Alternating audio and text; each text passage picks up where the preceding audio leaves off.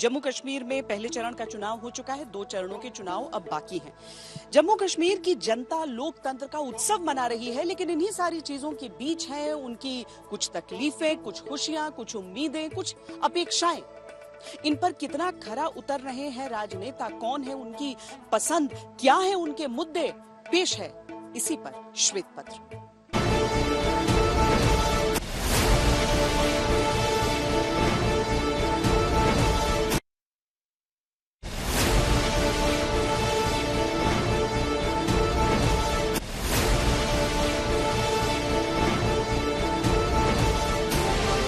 कश्मीर में पहले चरण के मतदान में आज सुबह से ही पोलिंग बूथों के बाहर लंबी लंबी कतारें दिख रही हैं।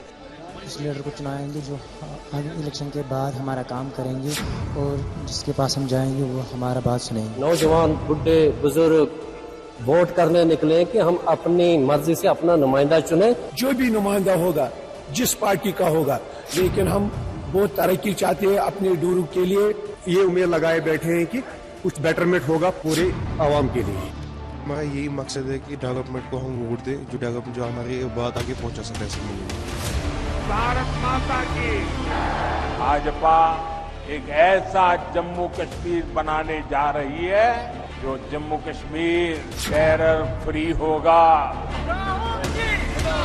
मुझे प्राइम मिनिस्टर ये भूल जाता है कि जम्मू कश्मीर के लोग अब इतने इनोसेंट नहीं। आज अगर जम्मू में आतंकवाद फैल रहा है तो उसके लिए आप बीजेपी को कसूरवार ठहराइए ना। जो भी सेकुलर सरकार बनेगी वो पीडीपी के बगैर नहीं बनेगी। आप इसको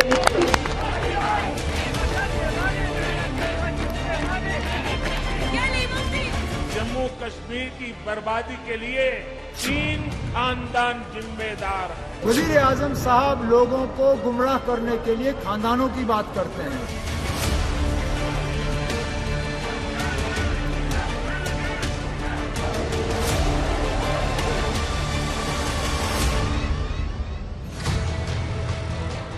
ये लंबी लंबी कतारें,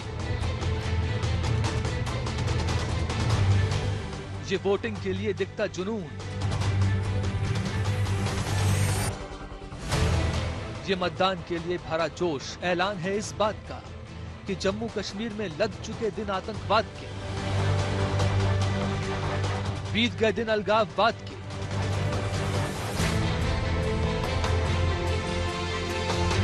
खत्म हुआ असर आजादी सेंटिमेंट का। ये वोट कोई जज्बाती वोट नहीं था, आपकी जुल्म ज्यादतियों के खिलाफ वोट था। पहले चरण का मतदान हो चुका, बस 2 चरण और बचे हैं, फिर उसके बाद जमहूरियत जिंदाबाद।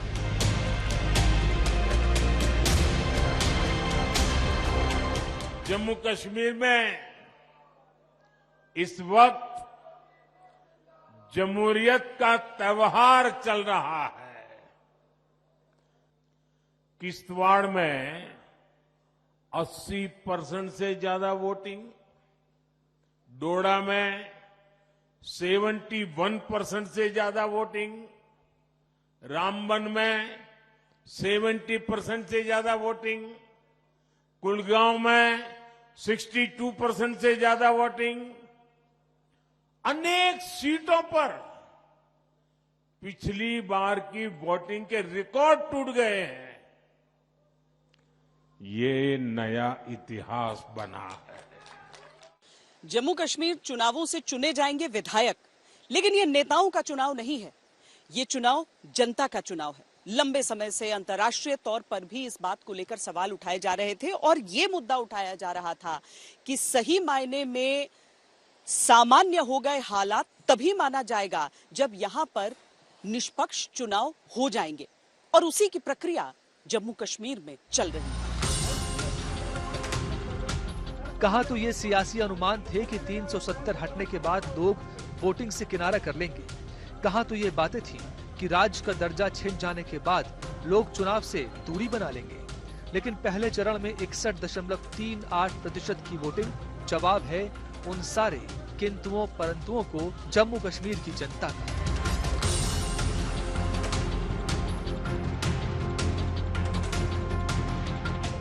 दूसरे चरण की वोटिंग 25 सितंबर को होगी और इसमें 26 सीटों पर वोट डाले जाएंगे। इसमें जम्मू की 11 और कश्मीर संभाग की 15 सीटों पर मतदान होगा। जम्मू कश्मीर के पूर्व मुख्यमंत्री उमर अब्दुल्ला गांदेरबल और बडगाम से, बीजेपी के प्रदेश अध्यक्ष रविंद्र रैना नौशेरा से चुनाव लड़ रहे हैं, जिस पर सबकी निगाहें रहेंगी। इसी के साथ कांग्रेस के प्रदेश अध्यक्ष तारिक अहमद कर्रा और जम्मू कश्मीर अपनी पार्टी के अध्यक्ष अल्ताफ बुखारी की प्रतिष्ठा भी इस बार दांव पर रहेगी। गैर जमहूरी तरीकों से वो हमें बाहर रखने की कोशिश कर रहे हैं। वो मतलब देश प्रेम वगैरह वो सारा पहाड़ियों के उस तरफ के लिए ठीक है।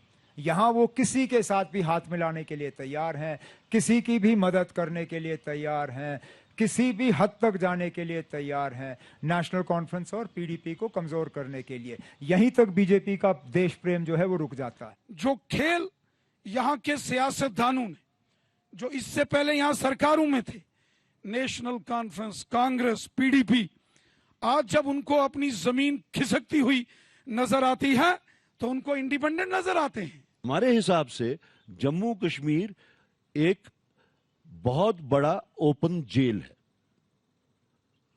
Operation, repression, suppression, people's depression, सब चीजों का इस्तेमाल हो रहा है, जिसकी वजह से डर, दबाव और धमकी, यही सारी चीजें हो रही हैं। दिल्ली को भी अब समझना होगा, जम्मू कश्मीर के लोग बालेंग हो गए। They should stop coaching people in Delhi. Kashmiris जो करेंगे वो यहां बैठ के करेंगे, यहां के हालात के मुताबिक करेंगे।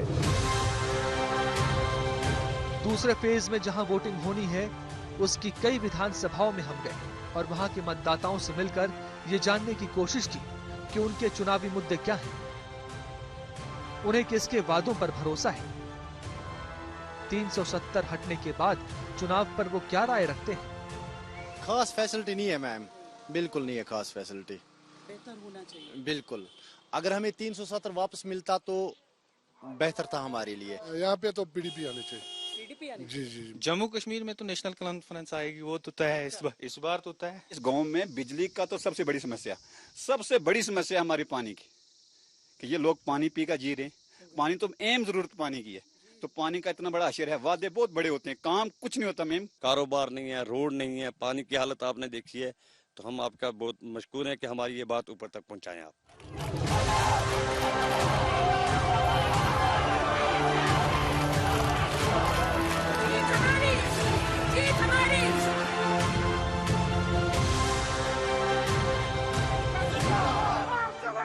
परिसीमन के बाद कई सीटों की भौगोलिक स्थितियां बदली हैं, जिन पर दूसरे चरण में वोटिंग होगी। इनमें पीडीपी का गढ़ माने जाने वाली राजौरी जिले की दरहाल सीट की जगह बुढ़हाल और थन्ना मंडी नाम की 2 सीटें वजूद में आई हैं। इसी तरह कांग्रेस के कब्जे वाली जम्मू की गुल अरनास सीट की जगह माता वैष्णो देवी सीट अस्तित्व में आई है।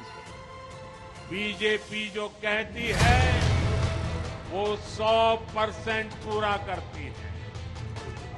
दूसरे चरण की 26 सीटों में बीजेपी रियासी सीट 2008 और 2014 में जीत पाई थी। अब धारा 370 हटने और राज्य का दर्जा हटने के बाद लोग किस तरह वोट करेंगे, इससे हार जीत का नतीजा तय होगा। धारा 370 हटाने का श्रेय हो या फिर धारा 370 वापस बहाल करने का वादा हो, यह आपको राजनेताओं के वादों में, उनके भाषणों में ज्यादा सुनाई देता है। आम जनता की बातचीत में हालांकि स्टेटहुड की बात जरूर होती है, लेकिन अधिकांश मुद्दा उनकी अपनी जरूरतों से जुड़ा हुआ रहता है। कहवा, फिरन, चिनार, शिकारे वाले कश्मीर में जहां खूबसूरत खामोशी रहती थी, वहां की वादियों में, फिजाओं में मुद्दों की आवाजें बुलंद हो रही हैं। पड़ोसी देश से आए इस बयान से बीजेपी को एनसी और कांग्रेस को घेरने का मौका मिल गया। कांग्रेस नेशनल कॉन्फ्रेंस की पोल खुद पाकिस्तान ने खोल दी है, यानी कांग्रेस नेशनल कॉन्फ्रेंस यहां पर पाकिस्तान का एजेंडा लागू करना चाहते हैं। जब भी इनको कोई चीज आ जाती है तो पाकिस्तान को आगे लगा देते हैं। गलती खुद करते हैं। और फिर हमसे कहते हैं हम पाकिस्तानी हैं। मैं समझता हूं ये खुद पाकिस्तानी है। कश्मीर में कांग्रेस और नेशनल कॉन्फ्रेंस का गठबंधन है। पीएम मोदी ने गठबंधन पर हमला बोला तो कांग्रेस ने गड़े मुर्दे जिंदा कर दिए। पाकिस्तान के साथ अगर हमारा कोई रिश्ता है तो 1965 और 1971 का है, जब हमने 2 टुकड़े पाकिस्तान के कर दिए थे।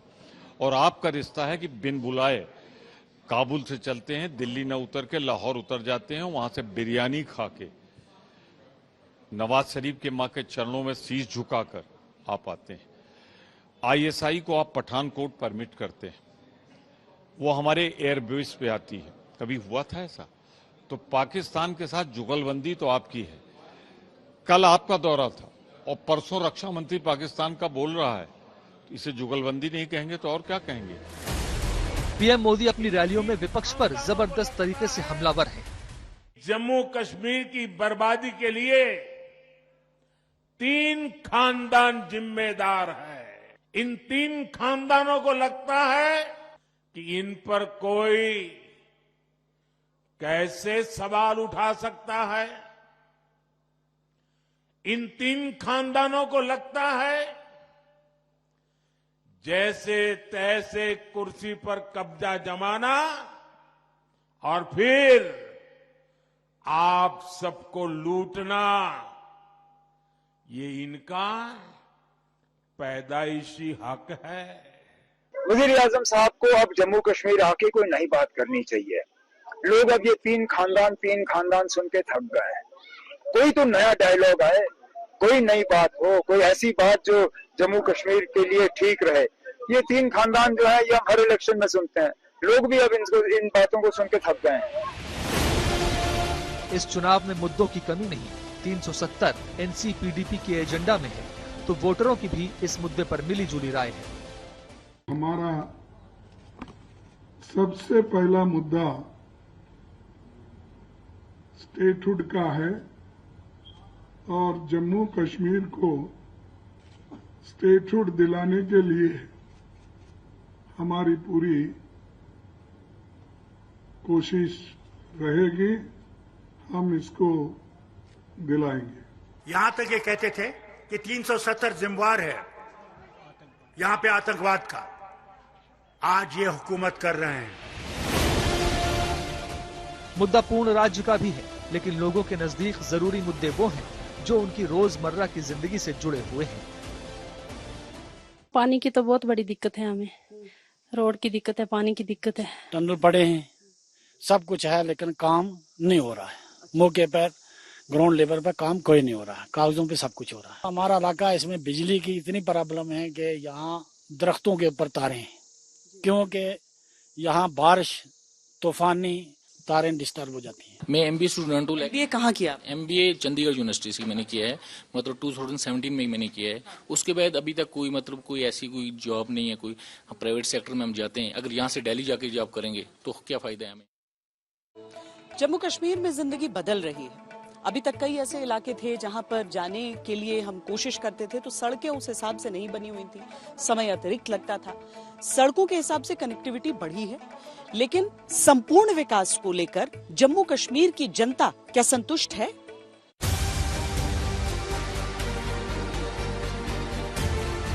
हमने जम्मू को विकास की नई धारा से जोड़ा है।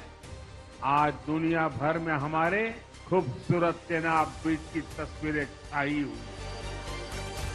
हम जम्मू क्षेत्र के विकास के लिए प्रतिबद्ध है।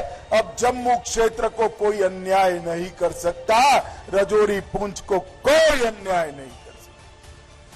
हाथी के दांत खाने के एक होते हैं, दिखाने के लिए एक होते हैं। वैसा ही मोदी जी, शाह ये हमेशा जुमले बनाते हैं।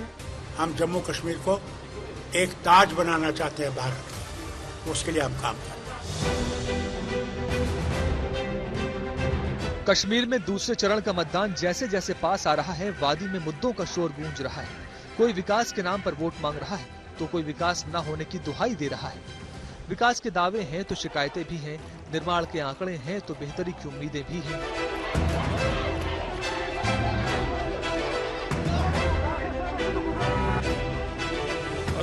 मतलब है खड्डे पड़ जाए, बीमार वहाँ पड़े रहे, कोई नहीं पूछने वाला है रोड को कैसे बनाया जाए। रोड है जैसे ये नाला है, ये जो पूरा नाला है, यहाँ देख लो आप यहाँ के हालात कैसे है।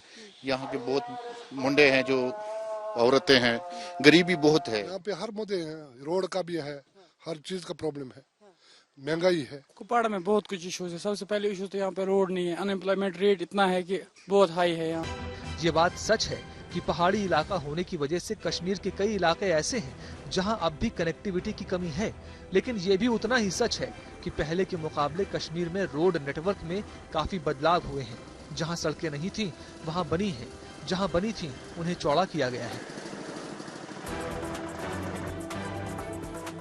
एक वक्त था जब श्रीनगर से जम्मू जाने में 12 से 14 घंटे का वक्त लगता था, लेकिन अब श्रीनगर से जम्मू तक 6 से 7 घंटे में पहुंचा जा सकता है।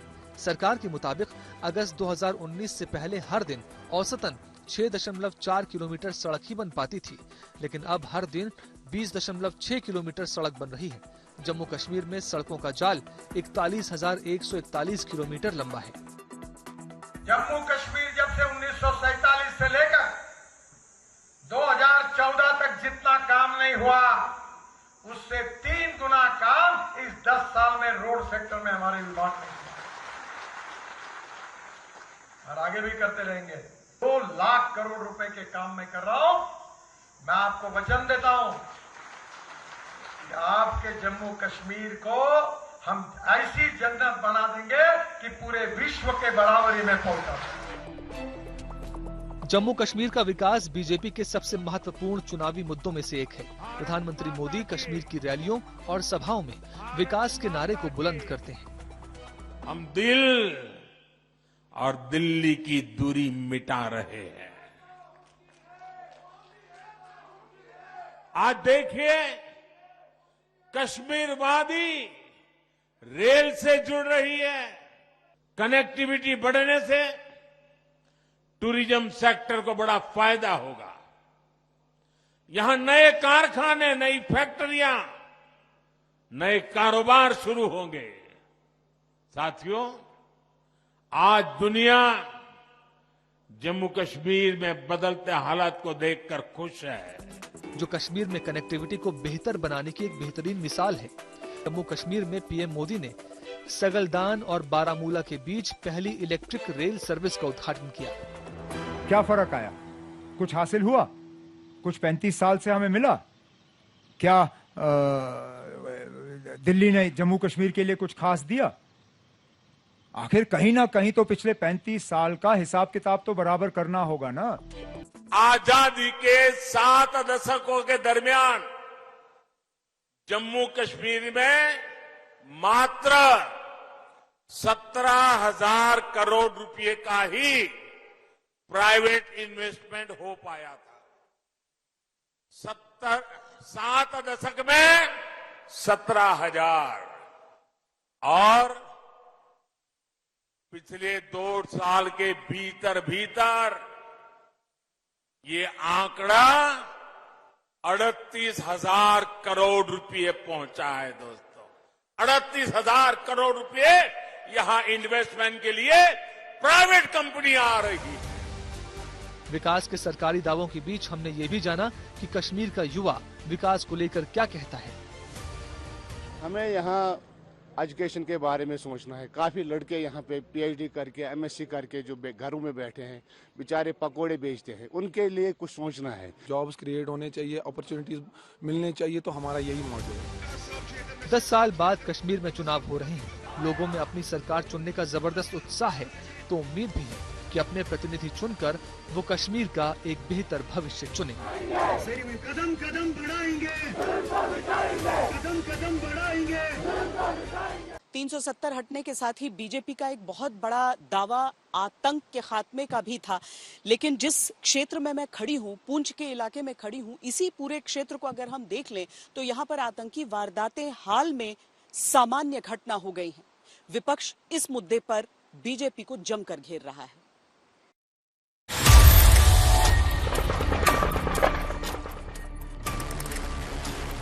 आतंक और दहशतगर्दी के जो साए कश्मीर में खौफ का दूसरा नाम थे, अब वो जम्मू में नजर आने लगे हैं।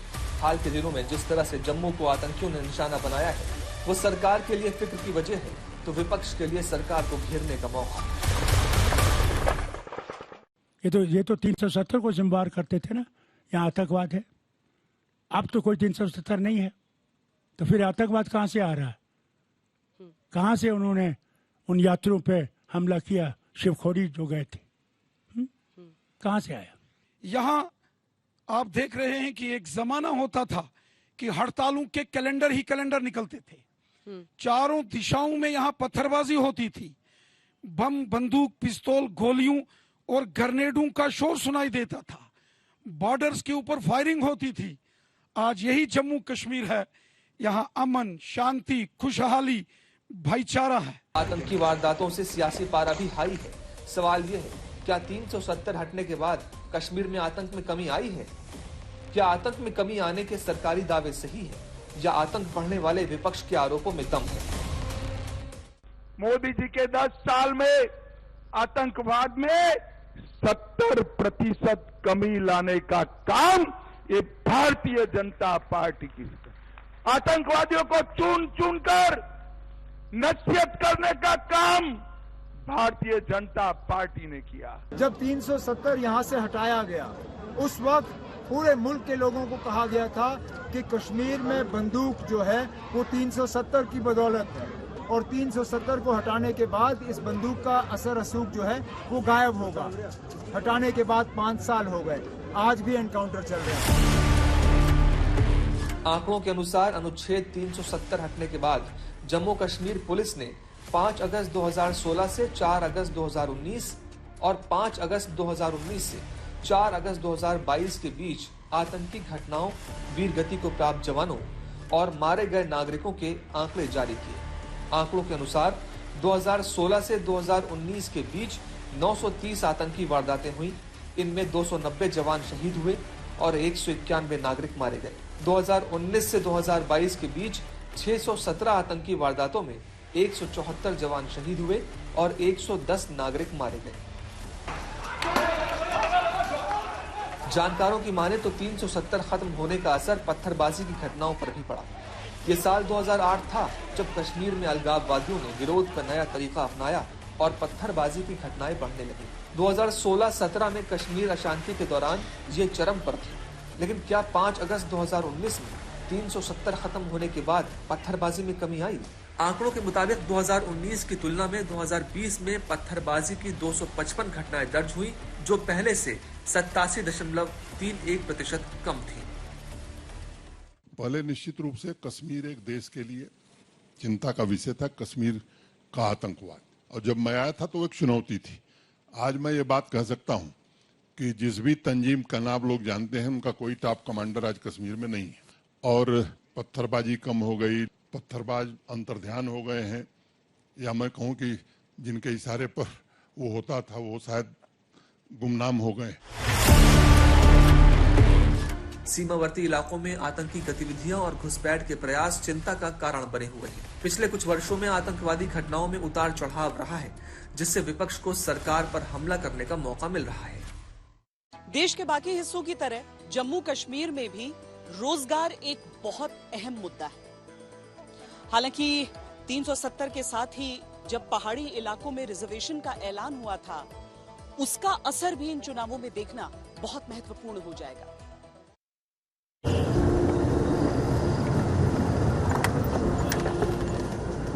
रिजर्वेशन जो बॉर्डर पर रहने वाले लोगों को मिला, उसमें आपको मिला?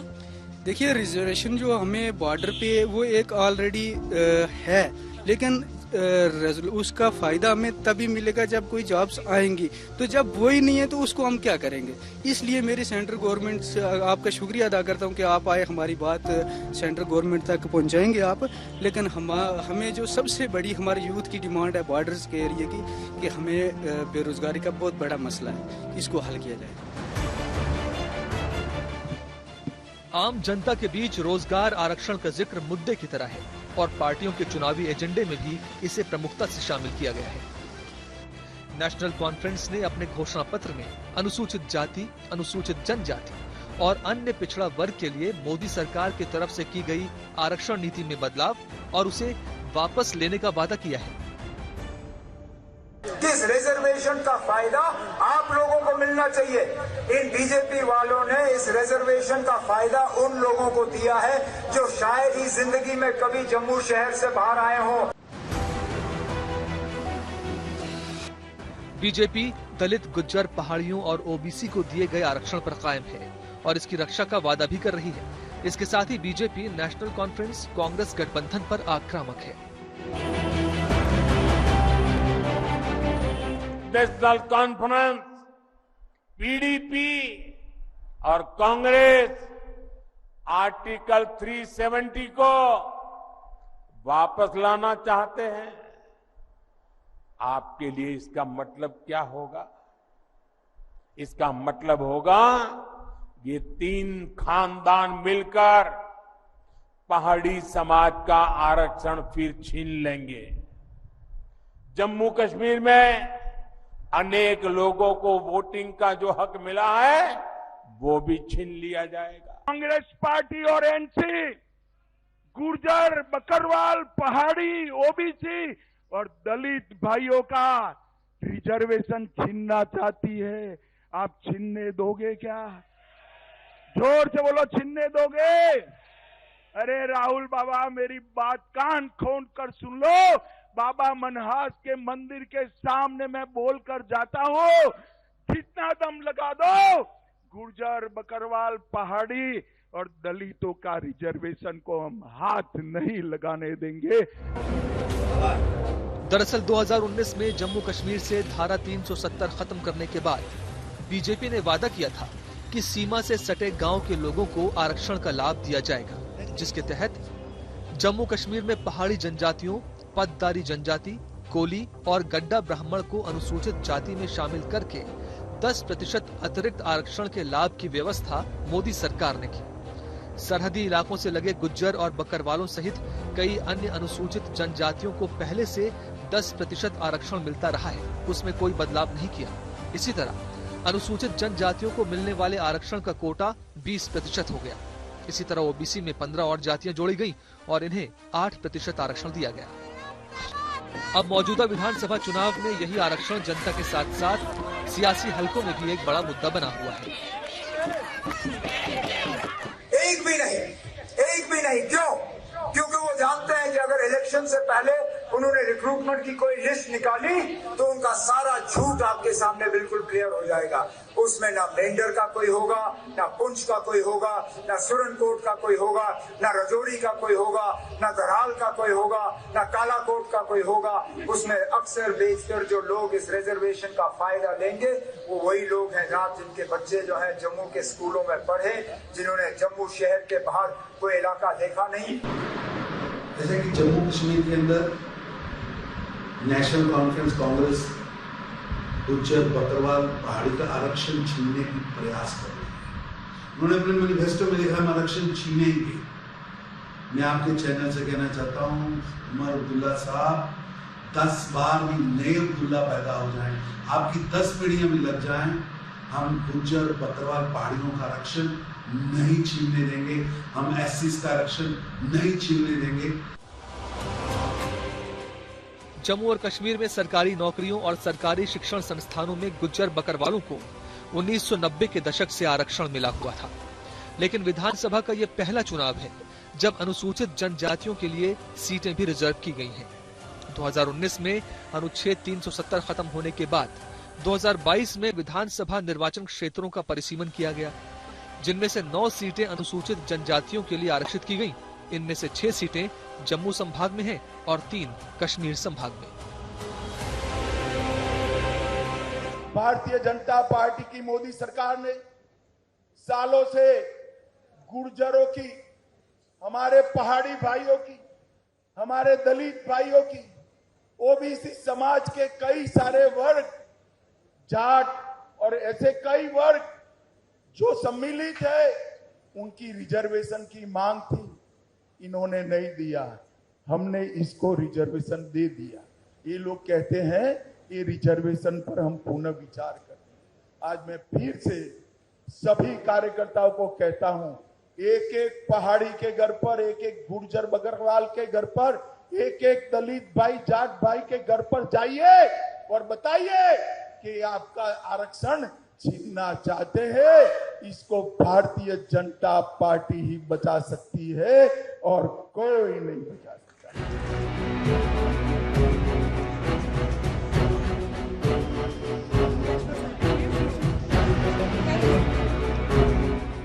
इसी साल फरवरी में जो अतिरिक्त जनजातियां जोड़ी गई हैं और उन्हें 10% अतिरिक्त आरक्षण दिया गया है, उसे लेकर भी गुज्जर बकरवाल समुदाय खुश नहीं है। उन्हें लगता है उनके हिस्सों की सीटों में से नई जोड़ी गई जनजातियों का भी हिस्सा होगा। जम्मू संभाग में 7 सीटें ऐसी भी हैं जो सिर्फ एससी के लिए रिजर्व है। तो इस तरह 7 एससी और 9 एसटी आरक्षित सीटें मिलकर कुल 16 होती हैं। इन सीटों पर जो पार्टी जीतेगी उसकी सरकार बनने की संभावना बढ़ेगी। नेशनल कॉन्फ्रेंस आरक्षण के मुद्दे पर इसीलिए मुखर है ताकि गुज्जर बकरवाल की नाराजगी का फायदा मिल सके। यहाँ लोगों को डराने के लिए वो हमारे मंशूर के हवाले से कहेंगे कि हम लोग नेशनल कॉन्फ्रेंस वाले, कांग्रेस वाले, हम आपके रिजर्वेशन के खिलाफ हैं। अरे ना, रिजर्वेशन यहाँ पे खासकर मेरे जो पहाड़ी भाई हैं, बहन हैं, उनके रिजर्वेशन के लिए सबसे पहले अगर यहाँ से चिट्ठी गई, उस चिट्ठी पे जनाब फारूक अब्दुल्ला साहब का दस्तखत था और किसी और का था नहीं। ये हम लोग थे जिन्होंने अपनी हुकूमत में 2014 से पहले पहाड़ी रिजर्वेशन का सिलसिला खोला। जोरदार स्वागत प्रधानमंत्री जी का। आरक्षण को केंद्र में रखकर बीजेपी और एनसी कांग्रेस गठबंधन दरअसल पहाड़ी और गुज्जर बकरवाल वोटर्स को अपने पक्ष में करने में जुट है।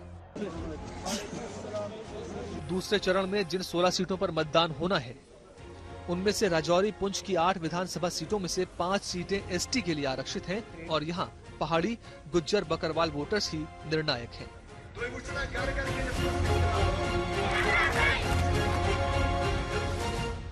जम्मू कश्मीर में विधानसभा चुनाव एक लंबे अंतराल के बाद हो रहे हैं। केवल मुख्य पार्टियां ही नहीं, केवल उनके राजनेता ही नहीं, बल्कि युवाओं की भी आकांक्षाएं हैं जो इन चुनावों में वो साकार करना चाहते हैं। पर क्या केवल इतना ही सत्य है? क्या इंडिपेंडेंट कैंडिडेट्स या नई नई पार्टियों के पीछे कोई सोची समझी रणनीति भी है?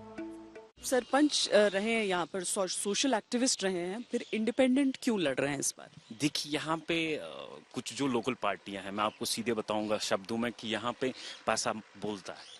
जिसके पास पैसा है वही उसी पार्टी को मैंडेट मिलेगा। यहाँ पे टैलेंट की कदर नहीं है। नेशनल कॉन्फ्रेंस के उमर अब्दुल्ला साहब और ये जो है पीडीपी ये चाहते हैं कि यहाँ पे कोई बंदा सामने आइए ना, खासकर उमर अब्दुल्ला साहब, कि वो ये जो है अनकंटेस्टेड जो है इलेक्शन जीत जाए। बट ऐसा होगा नहीं, वो जमाना खत्म हो गया। 70 साल से वो यहाँ पे राज कर रहे हैं। उनकी गुंडागर्दी बहुत देख ली, उन्होंने लोगों पे बहुत ज्यादा इस्तेसाल किया है। वो चाहते हैं कोई ग्राउंड में आए ही ना। 90 सीटों के चुनाव में इस बार निर्दलीय प्रत्याशियों की संख्या भी भारी भरकम है। सवाल यह है कि ये 370 हटने के बाद लोकतंत्र में भागीदारी का उत्साह है या राजनीतिक दलों की कोई रणनीति। मौजूदा चुनाव में 908 कुल उम्मीदवार मैदान में हैं, जिनमें से 365 निर्दलीय हैं, यानी 40% से अधिक। 1967 से 2024 तक के जम्मू कश्मीर इतिहास में निर्दलीय प्रत्याशियों की ये दूसरी सबसे बड़ी संख्या है। सबसे ज्यादा सोपोर से निर्दलीय हैं, जिनकी संख्या 22 है। इससे पहले साल 2008 के विधानसभा चुनाव में सबसे अधिक निर्दलीय प्रत्याशियों के चुनाव लड़ने का रिकॉर्ड बना था।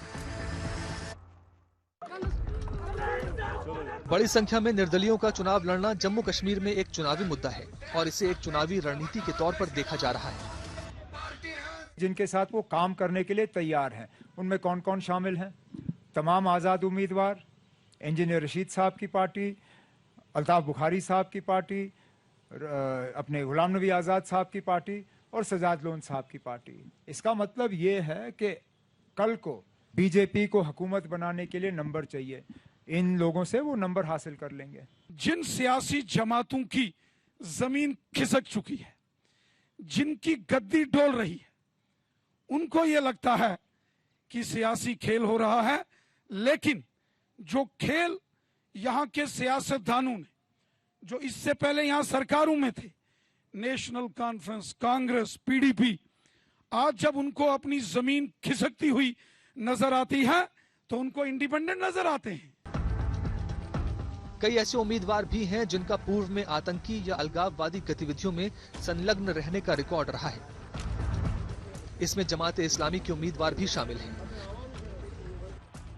जमात ने रणनीतिक रूप से कई उम्मीदवार उतारे, जिनमें दक्षिण कश्मीर में पुलवामा, कुलगाम, चैनपुरा और देवसर, उत्तरी कश्मीर में बीरवाह, लंगेट, बांदीपोरा, बारामूला, सोपोर शामिल हैं।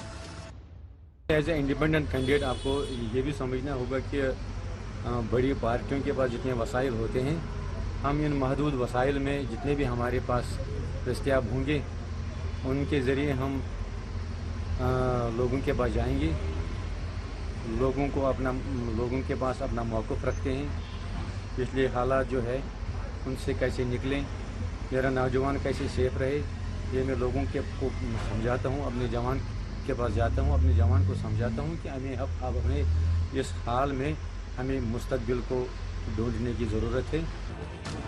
2 दर्जन के करीब पूर्व आतंकियों या अलगाववादियों का चुनाव में हिस्सा लेना चर्चा का विषय है। सवाल यह है कि भारत के लोकतंत्र में उनका विश्वास जग गया या ये कोई रणनीति है। फिलहाल मुख्य राजनीतिक दलों के समीकरण इससे काफी बदल गए हैं।